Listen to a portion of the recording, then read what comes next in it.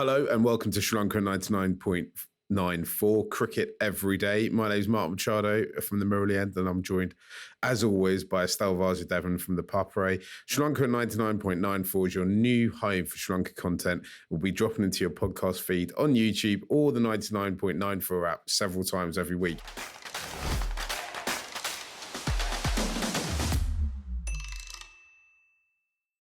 So please do rate, review, subscribe, tell your friends, tell your family, and join in on cricket's conversation. Estelle, it's been an absolute disaster weekend for Sri Lanka. We were all excited about the Women's Asia Cup final. That didn't go quite how we planned it. And then on Sunday, Sri Lanka lost their opening game. The men's team lost their opening game to Namibia in Geelong. There's a lot to talk about. I should also add that you are in Geelong, covering the games for the Papare, and I'm marooned in London, just having to lick my own wounds, and among people who broadly don't care about Sri Lankan cricket. But there you go. Estelle, I don't even know where to begin. Let's talk about Namibia, because I think we need to have some sort of collective therapy after that loss there. You were in the stadium. What was the atmosphere like? The first 15 overs went really well, and then after that, it was just all downhill from there for SL, right? Yeah, the atmosphere was brilliant. I think nearly everybody I know from Melbourne was at the stadium. So people had driven down. It's a massive Sri Lankan crowd. I believe something like 20,000 people. So huge crowd, great atmosphere, band playing, and it was all going so well in those first 15 overs. We even won the toss. But then, like you said, everything went downhill after that final burst by Namibia. You have to give them credit. They were good in those last 5 overs, and they were good with the ball and in the field, but not the kind of performance Sri Lanka would have wanted right to kick off things in Geelong. Yeah, I was watching Jared Kimber's Mood Board, which is the show that he's doing every day during the World Cup, and he was talking about how Namibia just basically live off other people's mistakes, and you know they're a good cricketing side, a good bunch of tight knit team who seem to work together, and I think that's just the analysis for it, right? They just seem to live off all the mistakes that SL were making, and cricket's one of those games where the kind of, the more that you can put pressure on the opposition, the more you'll force them to make mistakes.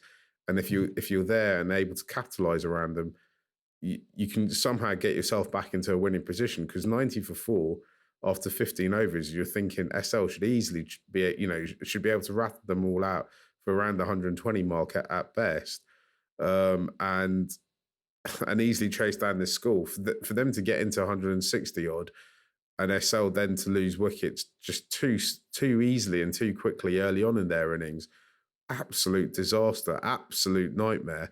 And now, I tweeted this yesterday. I'm frantically checking what the weather's going to be like in Geelong for the rest of the week, to make sure that ASL get a chance to play their remaining games and not get knocked out before the tournament's even started. What a disaster! Sorry, I'm just ranting now. Tell me something positive, Estelle. Was there any positives from yesterday's performance? I don't know if there were any. I mean, the spinners bowled really well, both Hasaranga and Theekshana, but I think, again, they would have wanted to take more wickets.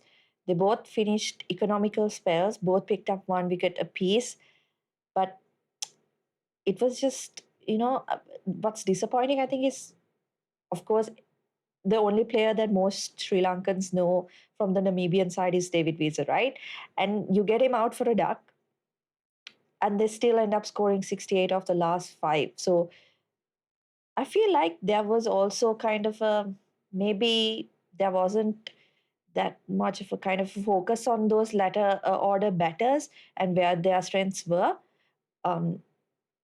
Just like you said, they capitalized. They were kind of waiting for the mistakes, and the mistakes just kept coming. Even with the bat, if you look at Sri Lanka's dismissals, I don't know if you can identify even more than one where it was a good delivery that outsmarted the batter or something like that.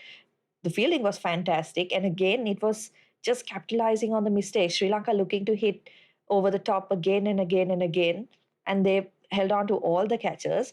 So just, I don't know what kind of, performance you can call this, because if you look at the Asia Cup where Sri Lanka started off again with a really disappointing loss, you know what kind of team Afghanistan is, right? You know they're coming in with some really great bowlers. They have a very decent batting lineup as well. But with Namibia, with this due respect to them, they don't come in with those star quality players. They have 11 guys who are kind of there and thereabouts, who will do a good job with the ball, do a good job with the bat. So that's why it was kind of a, I don't know how to describe Sri Lanka's performance yesterday. Just, from that 15th over onwards, everything went wrong. You look at even the fact that, okay, when you knew that you're going to lose the game, when it looked like all was lost, there wasn't even an attempt to kind of negate the net run rate from going too low.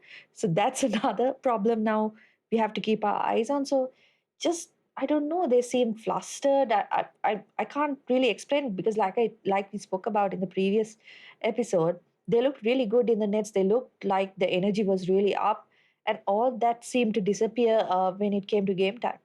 It seems to me that Sri Lanka beat India and Pakistan at the Asia Cup final, and they weren't much fancied going into either of those two games, or three games, because they beat Pakistan twice. It seemed to me Namibia actually kind of did what Sri Lanka did to India and Pakistan there, where they came in with the opposition probably not taking them as seriously as they should have done, and had a plan and executed it and saw it away. We, this time last week when we were talking before the game, we were super enthusiastic about this. I did see Jared last week in person, and I tried to persuade him that Sri Lanka were one of the favourites for this tournament. Obviously, after that performance, Jared probably thinks I'm totally insane, but there you go. We're in the Kimberverse now. So I suppose I just always got to back my boys. But maybe we went into it, and I say we because I think, we're the fans, we're the people who cover the team. We're just too enthusiastic, and I'd almost forgotten that actually you've got to go out and you've got to do the work. You've got to earn the right to win cricket games, right?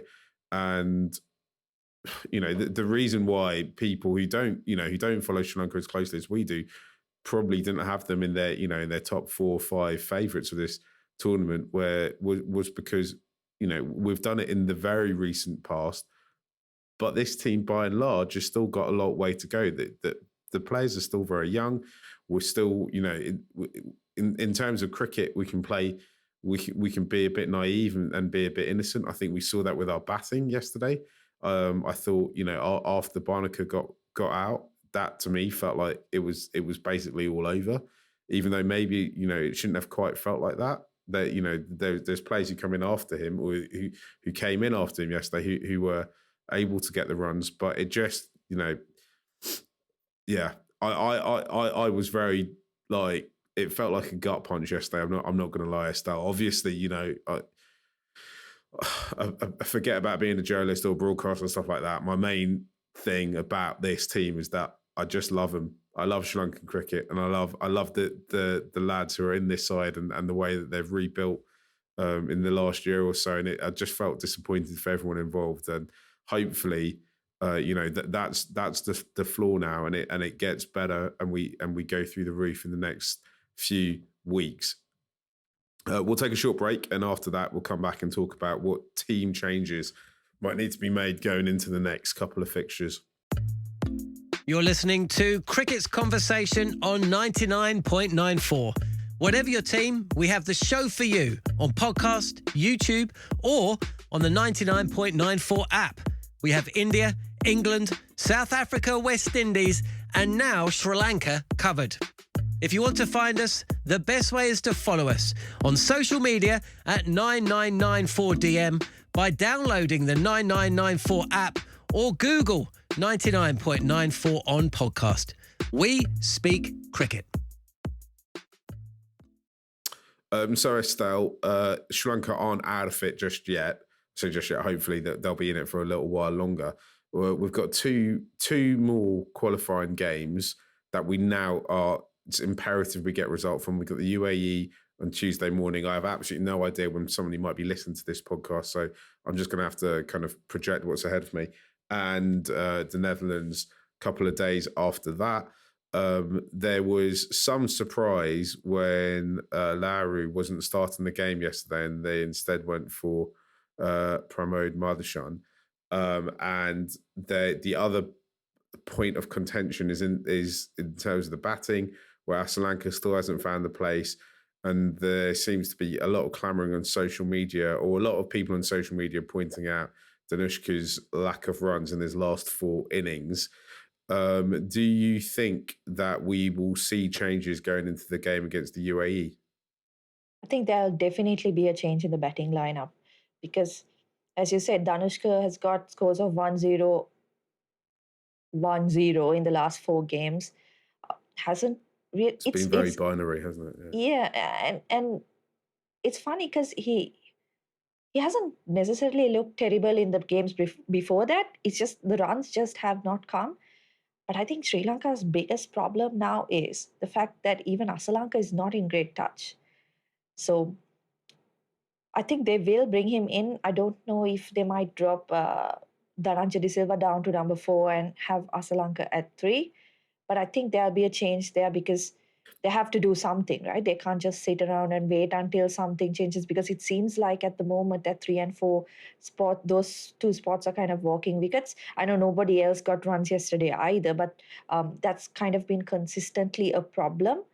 On the bowling front, Dasan Shanaka, during the post-match press conference, he indicated that they didn't want to play Lahiru Kumara and Dushmantha Chamira because both of them would be coming into the team after a long layoff.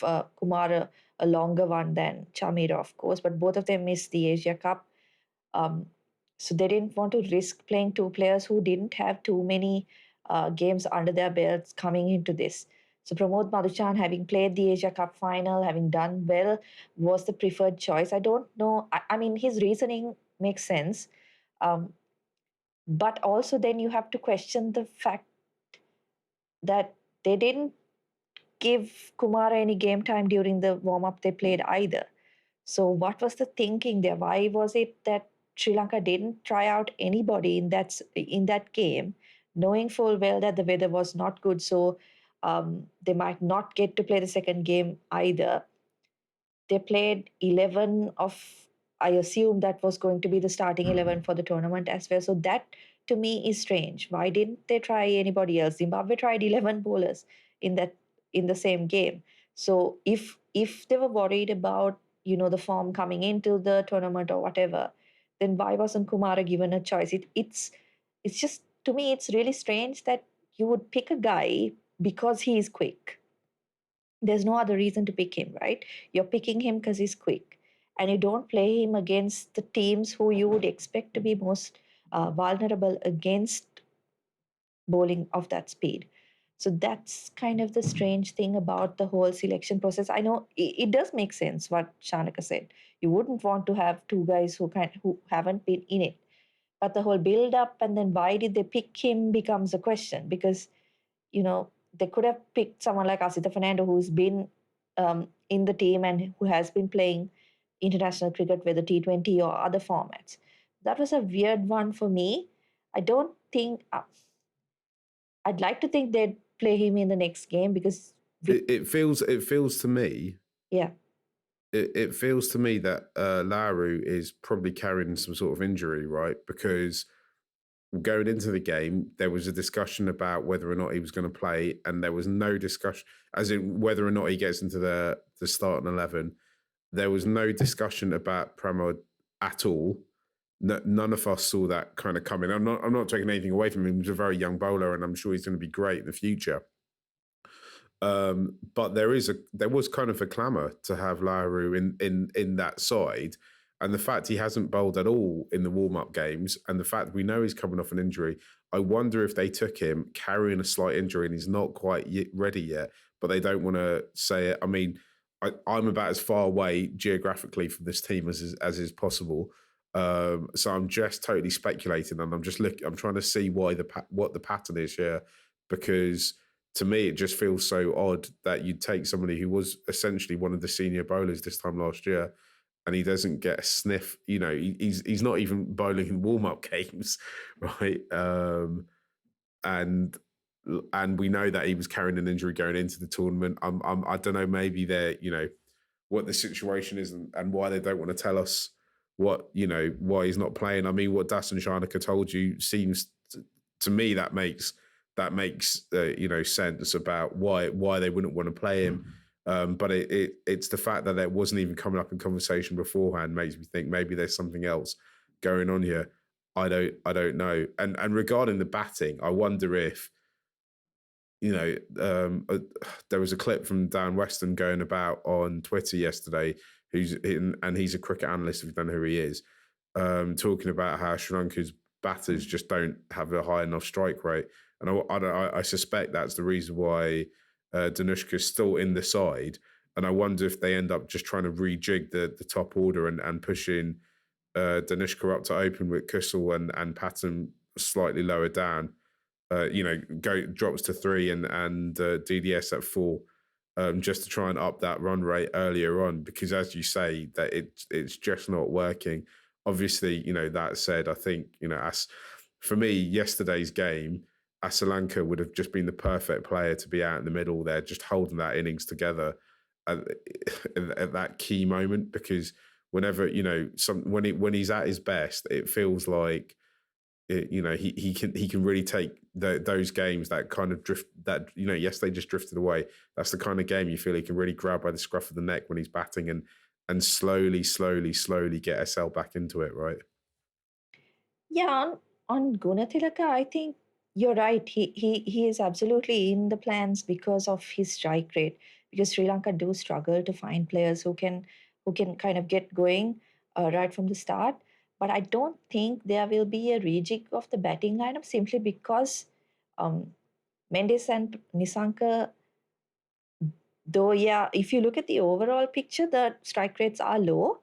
But if you look at from the Asia Cup onwards, I think Kusal Mendes in particular has been scoring at about 140, 150, right? So I wouldn't really look into the numbers on the strike rates as much unless we're looking at most recent stats. I just felt like there seemed to be, I don't want to say cockiness, but like sort of this expectation that something will work out and we'll get there, because that's what seemed to happen during the Asia Cup as well. And Sri Lanka did chase really well in the Asia Cup. I think that may have been one of the reasons why they opted to bowl first as well. But if you look at all the dismissals, was it only Danushka Gunathilaka caught behind? Everybody else caught in the deep, if I'm not mistaken. So it seemed like, just keep going after the bowling. And I know that worked during the Asia Cup, but these pitches aren't the same as what we saw in the Asia Cup. There's no dew that makes the ball come onto the bat a little better. The conditions are very different. So I just felt like they didn't really adapt well enough to those conditions, whereas Namibia did. They did with the ball in particular. They continued bowling that short of a length, just hitting it into the pitch, and having Sri Lanka do all the work. And when Sri Lanka did make a mistake, of course, the fielders did the rest. So that's kind of how I saw things, is that they just simply, even after, say, the first couple of wickets went, nobody took stock and thought, look, let's take this deep. And I think that's an issue Sri Lanka had even in the Asia Cup, the game against Bangladesh, when Bangladesh are bowler short and don't have anyone to bowl in the death. Why are you going for your shots and trying to finish the game in 18 overs, right? So I felt like, again, here with a team like Namibia, again, due respect to them, but they don't play a lot of cricket and they don't get into situations where a lot of pressure is on them. In World Cups, the pressure is on you, right? So if you take the game deep as the more seasoned side, as the more experienced side, your chances just get better and better. Because a team like Namibia don't play those situations as often as Sri Lanka do, right? I know they do play in a lot of do or die situations where, they are playing for their lives basically. But in a big stage like this, you just have to feel that if you're putting you bring it to those last 4 overs, you've got the firepower in the batting, right? You have to back your team to then take 50 of the last three or whatever, because that's what you need to do to be successful in at this stage, right? You can't expect to be chasing like 20-25 of the last three in every game. So I think that's why I said, like, it's very hard to describe the loss. I know things turned around definitely during those last 5 overs with the ball where we just gave away too many runs, but even with the bat, there just didn't seem like there's anybody who could just say, calm down, just take it to the 15th over, and then we'll see because 70 of the last five is not beyond the Sri Lankan side, right?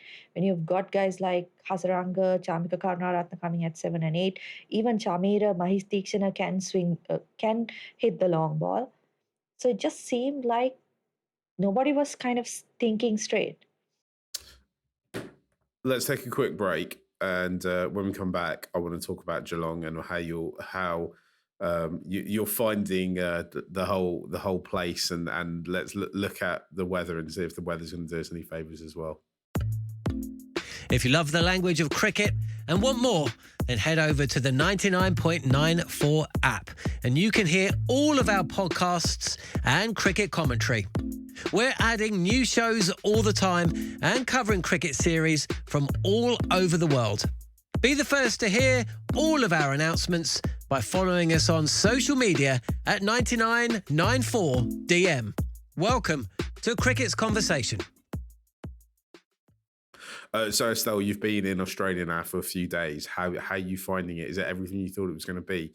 The first time we ever chatted, you revealed to me that you were also an Australian cricket fan, which I'm a few years older than you, not that many, and I was absolutely shocked to hear that. I didn't believe anyone in Sri Lanka would in any which way claim to be any sort of fan of Australian cricket, but there you are. So is Australia living up to everything you hoped and thought it would be? And have you got to grips with the cold weather? Yeah, I told you last time I'm not going to complain about the weather anymore because it's not raining. So hopefully it stays sunny for the next couple of days, next week at least. In terms of being an Australian fan, you know what? I'm really disappointed. Sri Lanka don't finish at the top of this group, which it looks like it's not going to happen. I missed the opportunity to cover Sri Lanka versus Australia, right?